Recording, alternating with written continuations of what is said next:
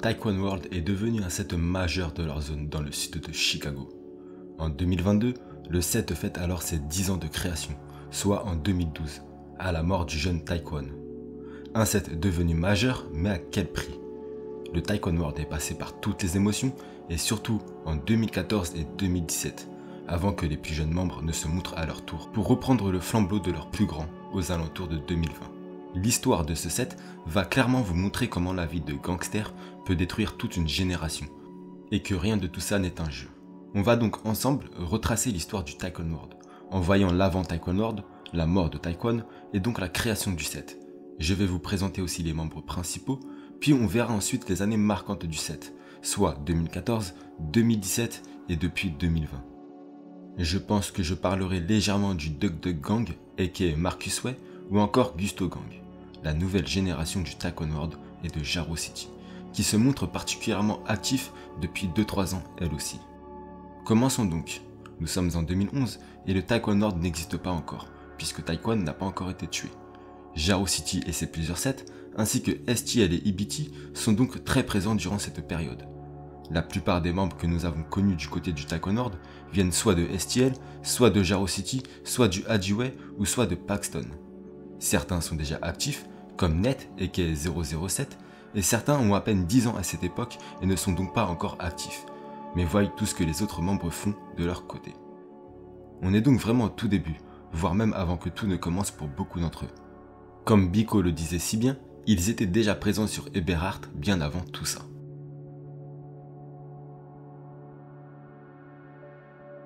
Vous connaissez bien sûr, je suppose, les membres principaux du Taekwon World, qu'ils soient vivants ou décédés.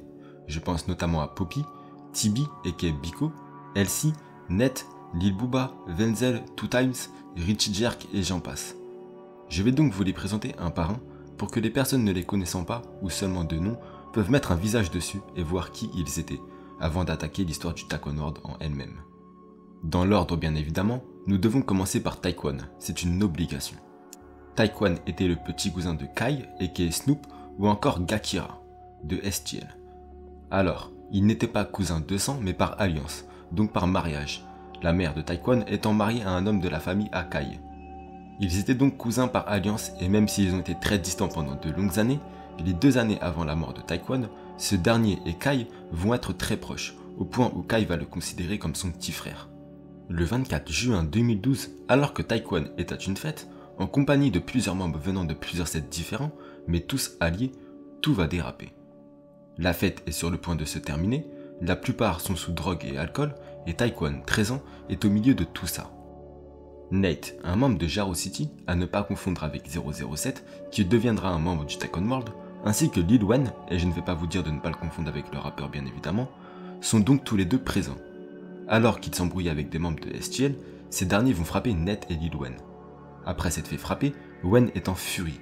Il a une arme et demande à Nate de le suivre. Nate refuse et quelques secondes après, dans une allée, des coups de feu sont entendus. Effectivement, Lil Wen, accompagné de Nate au loin, qui l'a tout de même suivi mais pas à fond, va ouvrir le feu au hasard. Et oui, Jaro City et STL ont bien des corps entre eux, et malgré tout ça, restent fusionnés. C'est compliqué, mais c'est aussi leur survie qui est en jeu. Taekwon, 13 ans, est touché par les balles qui sont tirées par le membre de Jaro City. Personne ne saura à ce moment-là qui a tué Taekwon. 2-3 jours après la mort de Taekwon, Net appelle Lil Wen et lui demande pourquoi il a tiré sur Taekwon. Lil Wen va s'énerver au téléphone, disant qu'il ne sait pas de quoi Net parle, et de clairement fermer sa bouche. Puis il raccroche. Lil Wen va ensuite devenir parano. Il va accuser Net de parler avec la police et va le menacer de mort en disant, je cite, « Tu parles à la police? Tu fais le fou là? T'as vraiment pas intérêt. Tu sais comment ça va se passer sinon. » La suite, vous la connaissez tous. Ils finiront par être arrêtés et condamnés à de grosses peines de prison pour le meurtre de Taekwon. Lil Wen, lui, finira banni par STL. Le Taekwon World est alors né. Taekwon, qui venait de Jaro City, a été tué par 2 de ses grands, pour avoir regardé ces derniers se faire frapper par STL, avec qui ils sont fusionnés. Vous connaissez donc maintenant l'histoire de la création du Taekwon World, ainsi que de la mort de Taekwon. Taekwon n'était pas vraiment actif, puisqu'il était entraîné par Kai, sa cousine, à tirer et à voler. D'après Kai, Taekwon restait un bon élève, entre guillemets, et était parti pour devenir un gros tireur.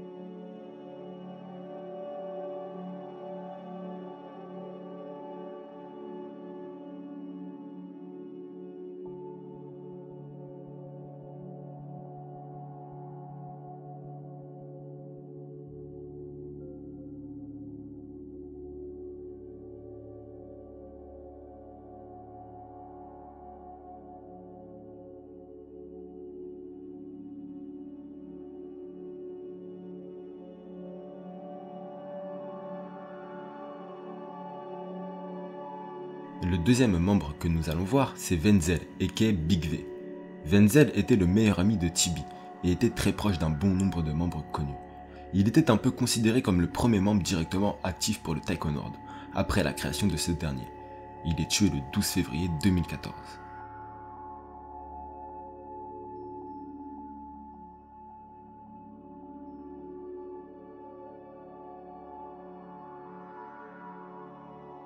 On va ensuite passer à l'élite du Taiko Nord, c'est-à-dire les membres les plus connus et actifs de leur set. On va commencer avec Poppy et Tibi, qui étaient clairement considérés comme un duo, que ce soit dans la musique ou dans la rue. Tibi et Poppy étaient donc des meilleurs amis. Poppy, qui était aussi surnommé le Puma, en référence au fait qu'il adorait les pumas, l'animal, sera tué en premier, le 16 juin 2017.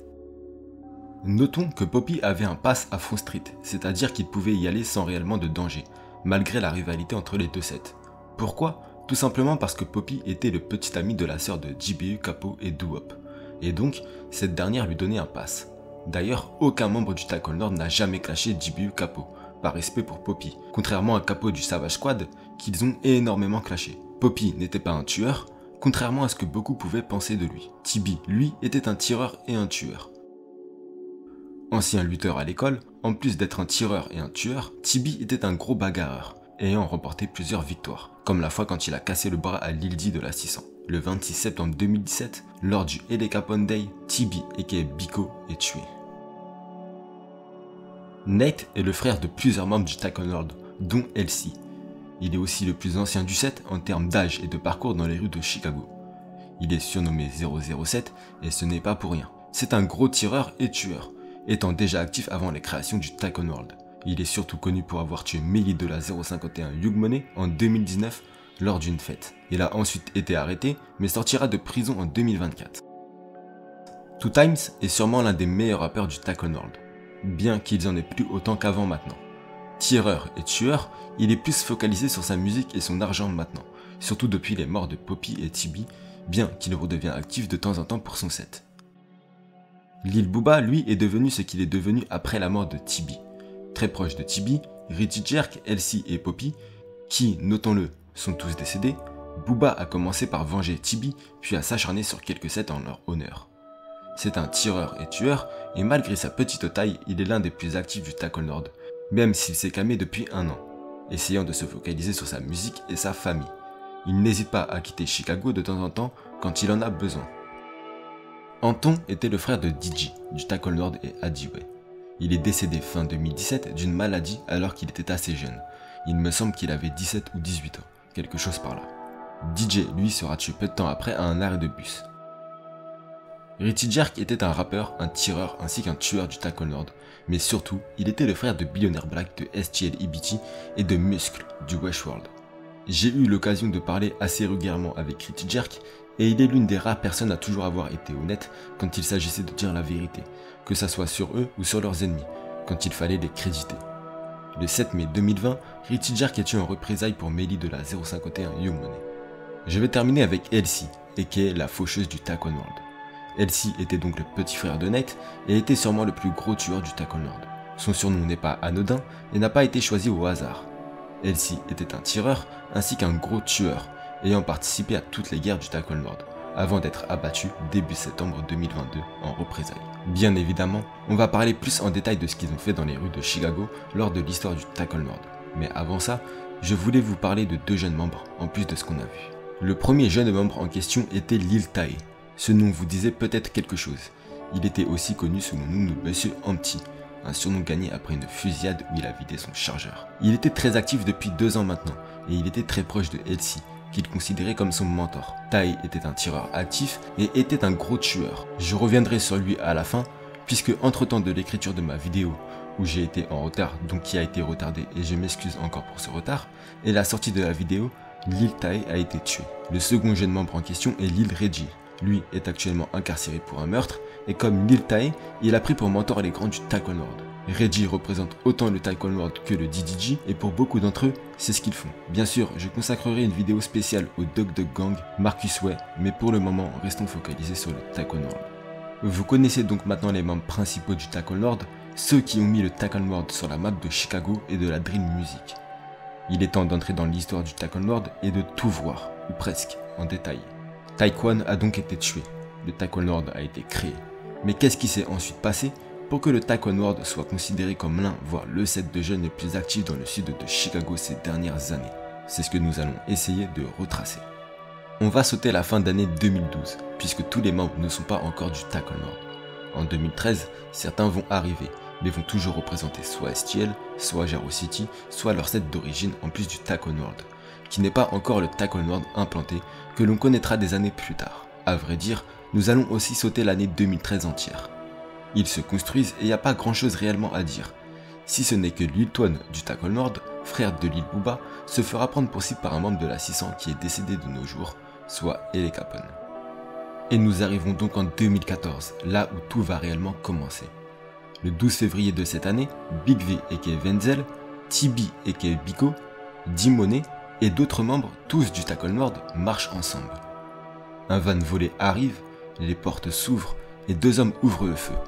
Wenzel est tué devant D-Money et Tibi. Les portes se ferment, le van reprend sa route et fuit. Wenzel lui décède à l'âge de 14 ans. C'est le début de la guerre pour les membres du Taekwon World.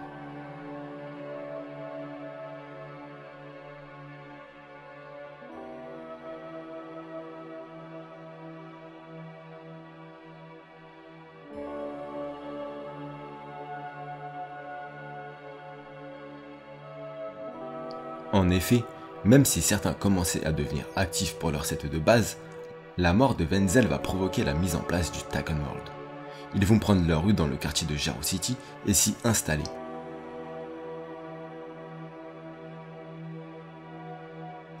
Les membres vont ensuite être entraînés par des membres avec de l'expérience, comme Kai ou encore Man, et vont alors se mettre en activité, et cette fois-ci, au nom du Taekwon World.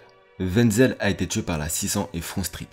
Vous comprenez donc où je veux en venir, mais surtout où les membres du Taekwon World, eux, veulent en venir.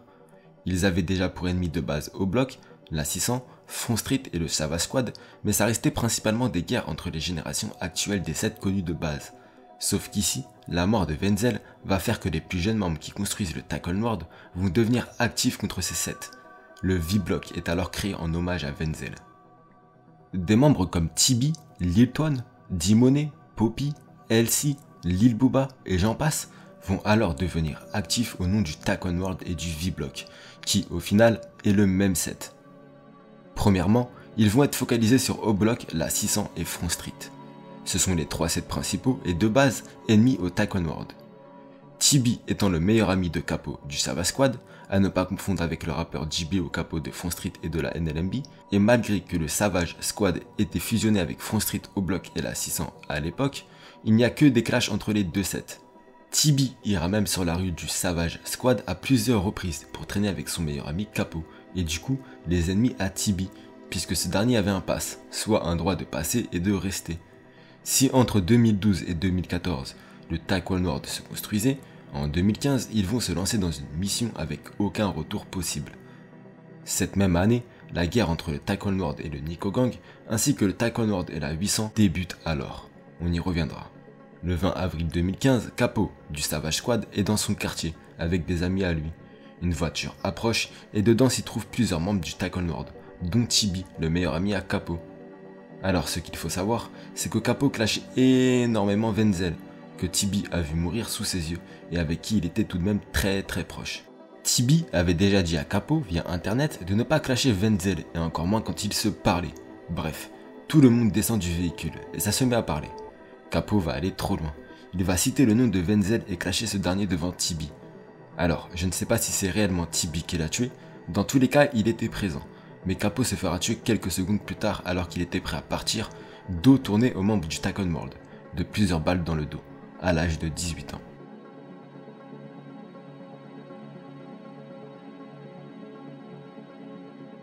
La guerre entre le Taekwon World et le Savage Squad est déclarée.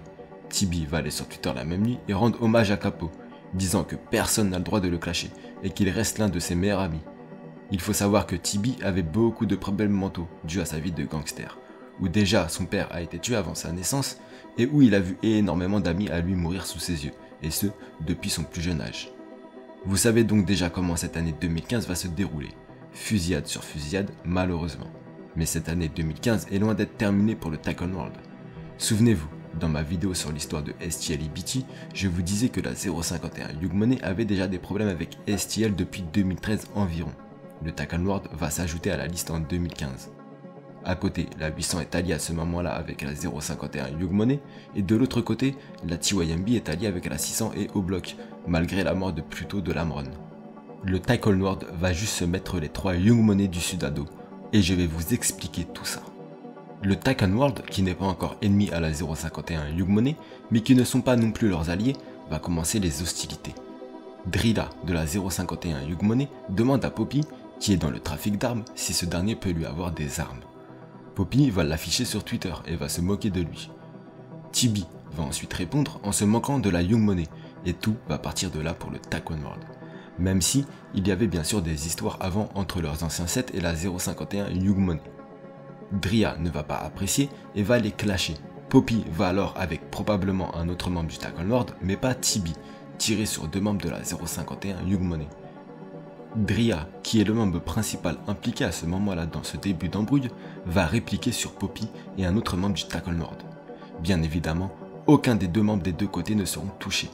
L'embrouille va se calmer un peu et on arrive à fin 2015 en décembre.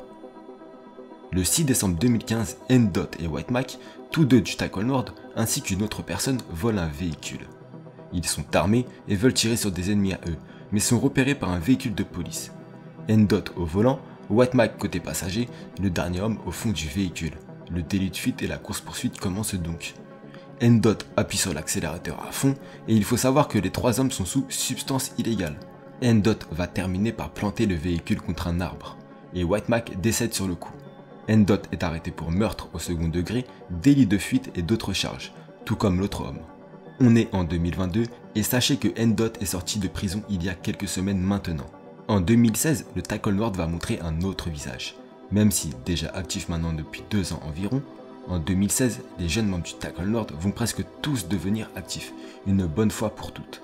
Alors non, même si Poppy a aimé clasher Tcheno d'O-Block, comme précisé dans mon histoire sur O-Block, le Taken World n'a pas tué Tcheno. Ils n'ont rien à voir avec son meurtre, et Richie Jerk ainsi que Muop auront une discussion par rapport à ça, et les 2 confirmeront que le Taken World n'est pas impliqué dans la mort de Tcheno. Néanmoins, lors de la nuit du 17 juillet 2016, ils seront bien impliqués dans un meurtre.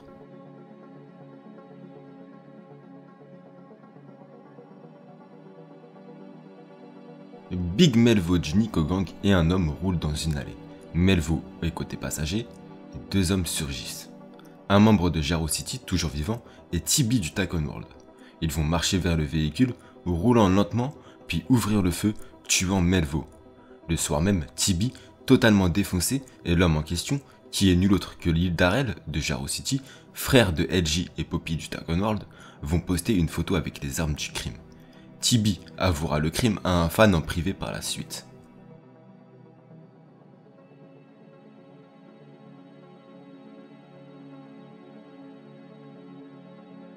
Fin 2016, Poppy, Tibi et Richie Jerk, tous les 3 du Taken World, et qui forment un trio pour les fans, que ça soit dans la rue ou en musique, vont travailler sur leur featuring commun intitulé Taekwondo Way. Dedans, ils vont clasher Capo, Tcheno, O-Block, la 600 et j'en passe. Le son nous rappelle la bonne époque de l'ère prime de la drill entre 2011 et 2013. Et l'année 2017 qui arrive, l'année qui va tout changer, que ce soit pour le Taken World ou leurs ennemis. Un point de non-retour est atteint. Le 9 janvier 2017, le clip vidéo Taekwondo Way sort sur YouTube. Certains avaient eu la chance de l'écouter en audio avant sa sortie, mais cette fois c'est accompagné d'un clip, et surtout, des paroles changent. Dans le son, Tibi va clasher les Loose Crew, soit la 051 Hug Money. Les tensions sont donc toujours présentes et rien n'est oublié. Le 14 février 2017, soit le jour de la Saint-Valentin, T-Roy se dirige vers Paxton. Le membre d'O-Block est déjà défoncé, sous drogue, et rejoint un homme sur le trottoir. L'homme, inconnu du grand public, est soit un membre de Paxton, donc dans son quartier, soit un membre de la THF 46, dans un quartier très lié à ces derniers, puisque Paxton et THF, même s'ils ne sont pas alliés à proprement parler, ont de la famille chez l'un et l'autre. T-Roy et le membre en question marchent donc vers un magasin. Ils y entrent. Ils se dirigent dans un rayon, et entre-temps, Brick, frère de FBG Duck, a croisé le chemin de T-Roy en véhicule et va donner la position à Tibi du Taken World et Man de STL. Tibi, traînant sur Paxton, puisque c'est son quartier d'origine, va vite arriver avec Madman et vont entrer dans le même magasin que T-Roy et l'homme. L'homme va demander à T-Roy de se déplacer dans un rayon précis et T-Roy va le suivre. Tibi et Madman vont arriver par derrière. Madman va engager la conversation, du moins quelques mots, et Tibi va sortir son arme et tirer sur T-Roy, qui décédera à l'hôpital. Baby T-Roy d'O-Block vient donc d'être tué. Sachez qu'à ce moment-là, personne ne sait qui a tué T-Roy, et encore moins O-Block. Malheureusement, CWIN va sortir l'info comme quoi Tibi a tué T-Roy, et il n'y aura aucun retour en arrière après ça, au point où CWN sera accusé indirectement de la mort de Tibi quand il sera tué. Puisque maintenant tout le monde sait qui a tué T-Roy, alors autant pour Tibi d'assumer et de se vanter de ça. Du moins, il pense que c'est peut-être la bonne solution. Le Tycoon World va alors connaître les foudres d'O-Block et de la 600, pour qui T-Roy comptait énormément. Tibi va commencer à se focaliser sur sa musique. Il va se rapprocher de Drake of Chirac, un rappeur mais aussi un caméraman, et à deux, ils vont essayer de lancer la carrière de Tibi, où beaucoup de fans voient en lui un potentiel. Il va alors sortir une musique, un remix de Untouchable, et dedans, il se vantera malheureusement d'être le créateur du Get Back Gang, en disant que c'est son meilleur travail, en rapport avec le meurtre de T-Roy.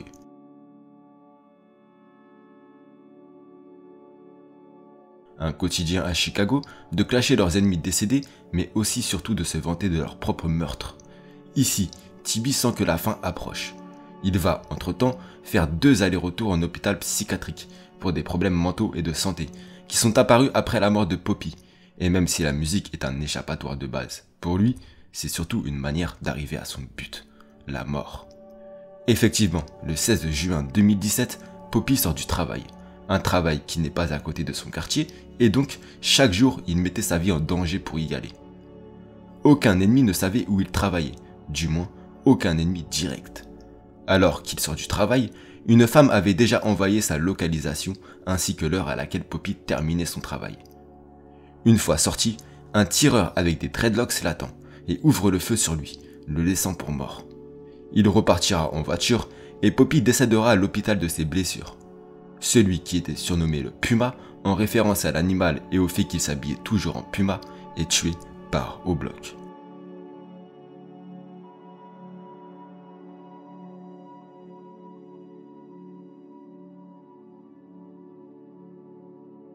Tout comme Brick et Kobe, qui seront tués en été 2017, peu de temps après Poppy. Les membres du Tycoon World vont devoir vivre comme étant considérés comme la nouvelle génération de STL et une partie de Jaro City. Ils vont, Tibi inclus, aller tirer avec quelques membres de STL, comme Duck par exemple, à O-Block et chez la 600. Une boucle qui n'en finit plus, et presque chaque jour durant cet été, une fusillade avait lieu entre les deux camps. Le 26 septembre 2017, soit durant le LA Capone Day, le jour de sa mort, le rappeur de la 600 ayant été tué le 26 septembre 2013, Tibi rejoint Side. Side, aka Marcus, est un membre connu de Jaro City, et les deux vont à Paxton, repère de Tibi. Là-bas, ils se font griller par un membre du Moose Block, un set ennemi direct à Paxton. Tibi les connaît bien, il a participé à la guerre de Paxton contre le Moose Block. Ce membre du Moose Block va donner la position à un membre de la 600 et 2 d'O-Block. Ces derniers vont arriver en voiture à la position, et HK ainsi qu'un membre de la 600 vont sortir du véhicule. Une discussion a lieu entre les 4 membres, soit Tibi, Side, HK et le 600 en question. Et le 600 ouvre le feu sur Tibi, le touchant à la tête. HK lui tire sur Marcus, lui aussi à la tête. Tibi décède sur place d'une balle dans la tête, et Marcus est en condition critique, mais va survivre lors de cette fusillade. Le Tycoon World continue de perdre alors à ce moment-là, membre sur membre.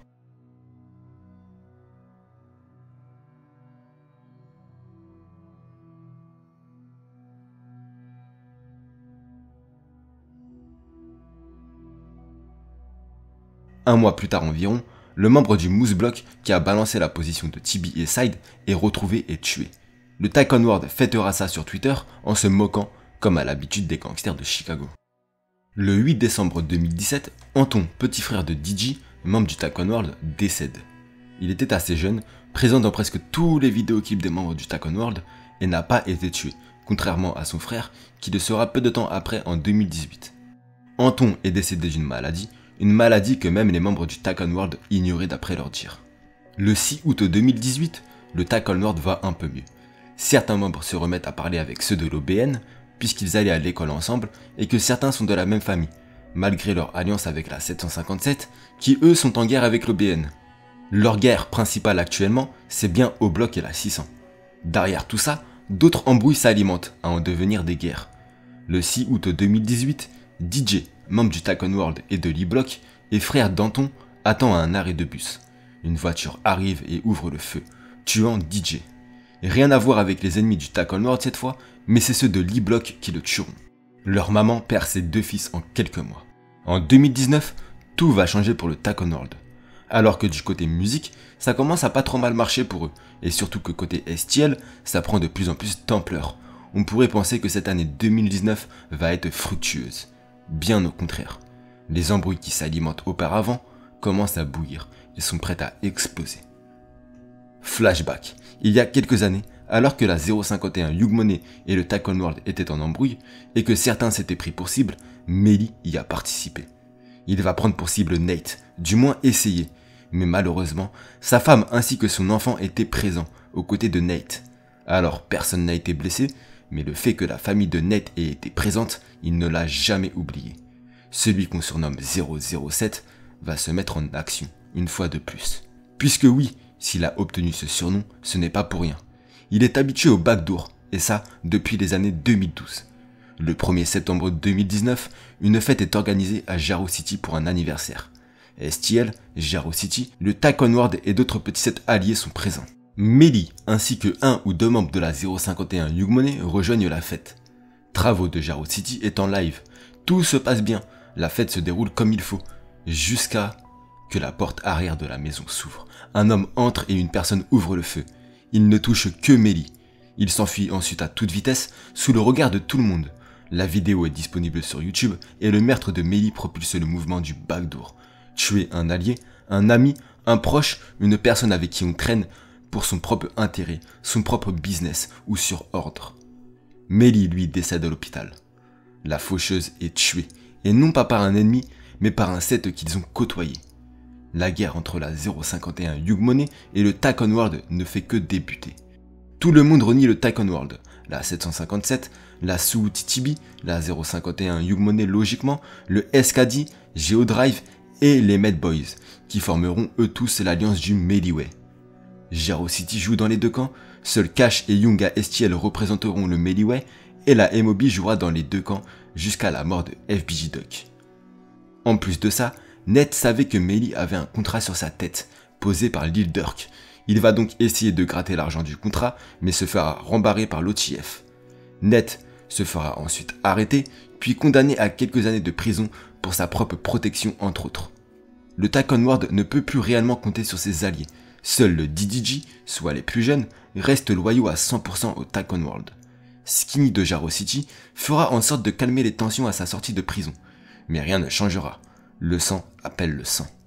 8 ans après sa création, le Tackle Nord n'a vécu que des années chaotiques, hormis en 2016. 2020 n'échappera malheureusement pas à la règle. Dorénavant, le Tackle Nord est en guerre avec O-Block, la 600, la 051 Hugh Money, les 3 sets du 757 et les sectes Mike et Cobra qui fusionnent petit à petit entre eux, soit la 800, l'OTV, Roton et le Frog Block, qui n'est pas encore créé à ce moment-là sous ce nom. C'est un peu spécial, donc on en reparlera un peu plus tard dans la vidéo. En plus de tout ça, on n'oublie pas aussi les multiples guerres qu'ils ont, mais qui se tassent de temps à autre, comme avec Front Street, le Savage Squad ou le Saint World. Le 5 juillet 2020, alors que Richie Jerk était en live, sa position est balancée par un membre du Tackle World. Une information qui sera confirmée plus tard par Lil Booba et qui divisera le Tackle World. En live, Richie Jerk insulte Melly, se moque de lui et dit qu'il le fume. Après ça, une trentaine de minutes se passent et Richie Jerk sera tué par 2 sets du Mellyway. Le petit frère de Billionaire Black décède à l'hôpital.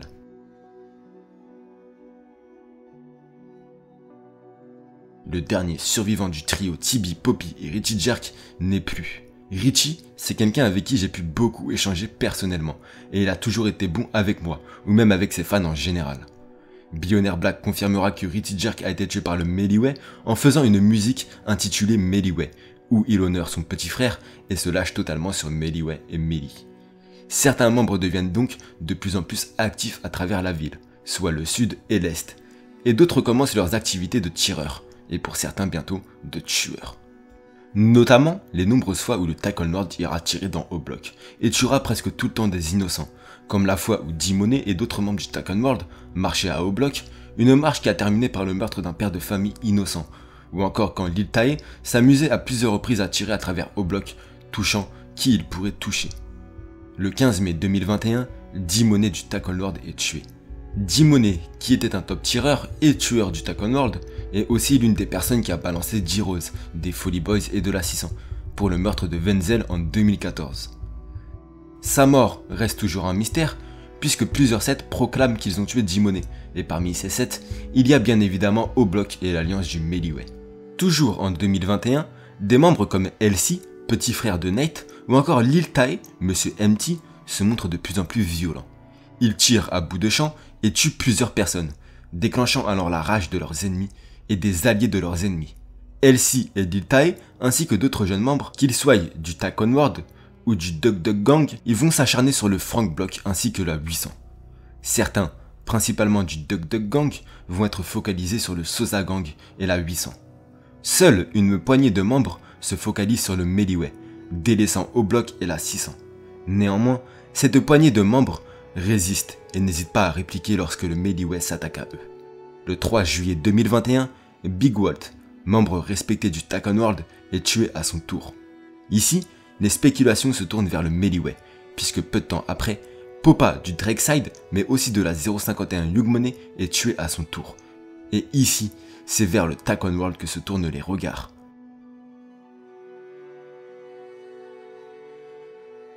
Ce ne sont que des rumeurs, mais entre ces deux meurtres, beaucoup de clashs et de moqueries ont eu lieu, ainsi que certaines revendications. Avant de terminer sur l'année 2022, je voulais vous parler de quelques faits sur le Tack Onward et parler du set en général. Il faut savoir que la plupart de leurs guerres actuelles, comme avec la Young Money ou encore la 800, n'est pas apparue du jour au lendemain. Ce sont des embrouilles, des situations et des choix qui ont fait que petit à petit, tout ça est arrivé. Ils n'ont jamais été vraiment proches de la 051 Young Money par exemple, et ne l'ont jamais été avec la 800, malgré des partages de quartier au tout début. Pour les autres guerres, comme avec O-Block et la 600, ce sont juste les restes de leurs plus grands, ayant grandi en les voyant en guerre contre ces sets, les a fait devenir comme eux, des ennemis de ces sets. En effet, la plupart ont grandi ensemble, avant qu'ils ne tiennent des armes et se mettent à se tirer dessus. Par exemple, la 600, Front Street et le Savage Squad ont grandi avec les membres du Tack Onward, joué au basketball ensemble, aller à l'école ensemble et traîner ensemble dans les rues. En grandissant, ils ont juste suivi le mouvement de leurs grands, rompant alors tout lien. Un triste cycle. En 2015, Lil Jock de la 800 est allé au V-Block, soit le bloc principal du Tack Onward. Il y a retrouvé un membre bien connu du Tack Onward, qui lui a tiré dessus. Jock a terminé à l'hôpital, où il y a pris une photo tout en ayant un énorme bandage sur le torse et l'épaule gauche.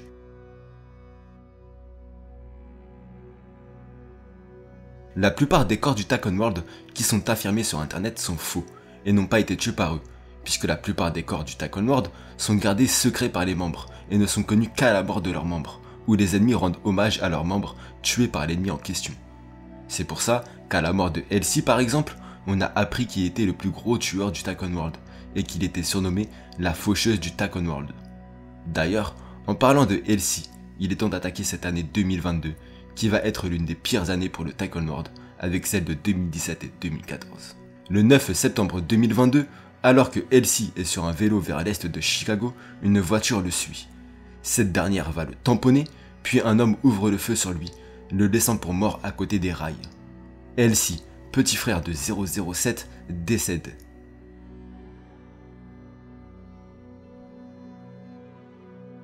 La faucheuse du Tack Onward va laisser un Lil Tae en folie derrière lui. Plusieurs sets, que ce soit la 800 ou encore le Frank Block, vont dédicacer leurs membres tués par LC, comme Lil Mike par exemple. Le Melee se moque bien évidemment du meurtre de LC, puisque son grand frère est le tueur de Melee. Les 4 sets Mike et Cobra, soit la 800, l'OTV, Roton et le Frank Block vont aussi clasher LC. Roton, qui est aussi fusionné avec Paxton, qui lui est aussi fusionné avec le Tack Onward, ne va pas apprécier ça. Woody a récemment dit il y a quelques jours que Roton a tué Elsie. Il faut savoir que Roton et Paxton sont fusionnés depuis plus de 10 ans pour contrer l'alliance du East End à qui ils font la guerre. Une alliance qui se termine alors et qui laisse tristement place à de nouvelles guerres. Les ennemis de tous les 7 en question, qui sont impliqués et qui se divisent, eux, se frottent bien sûr les mains. Lil Tay va se déchaîner et va faire des allers-retours entre le quartier du Frank Block, là où il a vidé un chargeur et gagné son surnom, participant au meurtre d'un membre du Frank Block, et celui de la 800, très proche de son quartier donc. Malheureusement, c'est aussi de cette manière qu'il va être tué. Le 10 novembre 2022, Lil Tay est en live dans le quartier de la 800. Il coupe son live et quelques minutes après, il est tué de plusieurs balles. Rebelote, tous les ennemis du Tacon World se moquent de lui, et l'alliance des 4-7 du Mac et Cobra fête la mort de Lil Tay. Par contre, cette fois, Front Street s'invite à la fête, et le petit frère de Fredo Santana va carrément dire que c'est eux qui ont tué Lil Tay. Encore une fois, plusieurs sets rendent hommage aux membres tués par Lil Tay. Tay, c'est quelqu'un avec qui j'ai pu beaucoup échanger aussi, et avec qui j'avais quelques projets. Mais vous connaissez la chanson, la rue prend rapidement le dessus chez eux, quand ils essaient de se focaliser sur quelque chose. Le Tacon World est donc passé par toutes les émotions, étant un set assez jeune en termes de création, mais aussi de membres, et ayant une génération qui ne respecte rien et personne. De jeunes membres représentent de plus en plus le Tacon World, venant principalement de Jarrow City. Chaque perte du Tacon World, comme tous les sets, mais ici on parle du Tacon World donc je les prends en exemple, change les membres. Par exemple, Lil Quez, cousin de Lil Tay, a commencé à devenir actif après la mort de Lil Tay. C'est donc un cycle infini. Malgré la perte de FB Duck aussi, qui était leur fournisseur d'armes, il reste l'un des 7 de leur génération les plus actifs dans le sud de Chicago. Je n'ai pas parlé de certains membres, vivants ou décédés, comme Lil Casey et Mo, qui a été tué en 2014.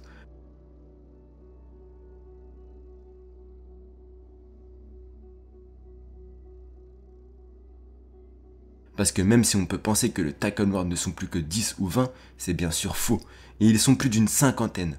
Donc j'ai vraiment cité les principaux, mais bien sûr, il y en a plus. Pour terminer, le Tacon World a, au fil des années, pris son indépendance. Même si les membres viennent principalement de Jarrow City, Paxton et E-Block ou STL, ils ne sont plus considérés comme les petits de ces sets, mais bien comme le Tacon World et seulement le Tacon World. Ils ont leur propre génération, leur propre quartier, leurs propres ennemis et j'en passe.